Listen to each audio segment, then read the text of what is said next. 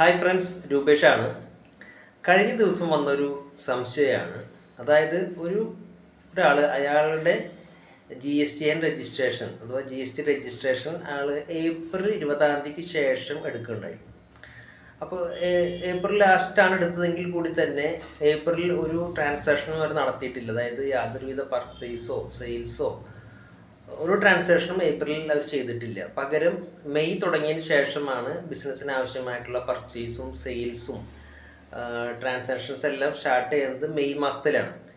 അപ്പോൾ ഇനി മെയ്യുടെ അതായത് ഫയലിംഗ് ജൂണിൽ ചെയ്യുമ്പോൾ ഈ ഏപ്രിൽ 10 ദിവസം ഇവരൊന്നും ചെയ്യാത്തത് കൊണ്ട് ഏപ്രിലെ ട്രാൻസാക്ഷൻ്റെ അതായത് ഏപ്രിലെ GST റിട്ടേൺസ് പെൻഡിങ് നിൽക്കുമോ എന്നുള്ളതാണ് ചോദ്യം.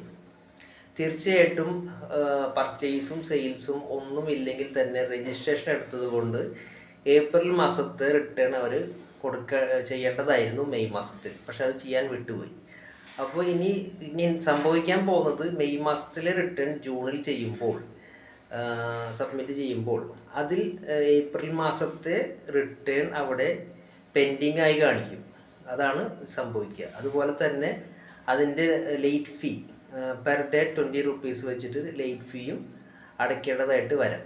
അപ്പോൾ ഏപ്രിൽ മാസം അവിടെ പെൻഡിങ് കാണിച്ചതിന് ശേഷം അത് ക്ലിയർ ചെയ്തതിന് ശേഷം മെയ് ചെയ്യേണ്ടതായിട്ട് അവർക്ക് വരും. അപ്പോൾ ഇങ്ങനെയുള്ള സംശയങ്ങൾക്ക് പലർക്കും വരാറുണ്ട്. അതായത് രജിസ്ട്രേഷൻ എടുത്തെങ്കിലും ആ മാസം ഒന്നും ചെയ്യാത്തത് കൊണ്ട് ചില ആളുകൾ വിട്ടുപോകാറുണ്ട്.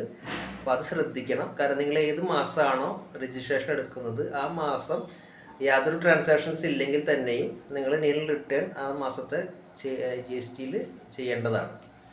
അപ്പോൾ ഇങ്ങനെയുള്ള ഇൻഫോർമേഷൻസിനായിട്ട് ക്യാപിടാക്സ് ഇന്ത്യയുടെ യൂട്യൂബ് ചാനൽ സബ്സ്ക്രൈബ് ചെയ്യുക. Thank you.